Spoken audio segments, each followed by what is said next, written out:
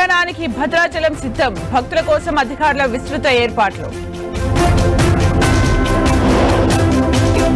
నేడు భద్రాచలానికి రేవంత్ రెడ్డి దంపతులు. రాములోరికి పట్టు వస్త్రాలు సమర్పించనున్న సీఎం.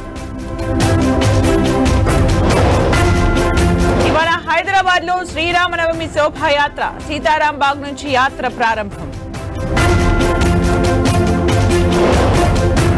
నేడు అయోధ్యలో సుందర దృశ్యం ఆవిష్కృతం. అయోధ్య బాలరాముడికి సూర్య తిలకం. ప్రారంభానికి సిద్ధమైన పంబన్ బ్రిడ్జ్. ఇవాళ జాతికి అంకితం ఇవ్వనున్న ప్రధాని మోదీ. ఫేక్ వీడియోలు కరోనా వైరస్ కంటే డేంజర్. సుప్రీంకోర్టు దృష్టికి తీసుకెళ్తామన్న సీఎం రేవంత్. ఎవరికీ నష్టం లేకుండా వివాదం పరిష్కరిస్తాం. కంచ గచ్చుబౌలి భూములపై మీనాక్షి నటరాజన్. పళనిస్వామి పన్నీర్ సెల్వంతో నేడు మోదీ భేటీ. అన్నా డీఎంకే బీజేపీ పొత్తుపై చర్చలు. వక్ఫ్ బిల్లుకు రాష్ట్రపతి ముర్ము ఆమోదముద్ర.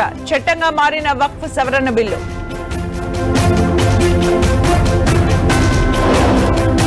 మియన్మార్ కు కొనసాగుతున్న భారత సాయం. 442 మెట్రిక్ టన్నుల ఆహార సామాగ్రి అందజేత. ప్రతీకార టారిఫ్లు అమెరికాకు మంచివి కావు. ట్రంప్ తీరును తప్పుబట్టిన మాజీ అధ్యక్షుడు ఒబామా. పంజాబ్ దూకుడుకు రాజస్థాన్ బ్రేక్. 50 పరుగుల తేడాతో పంజాబ్ చిత్తు.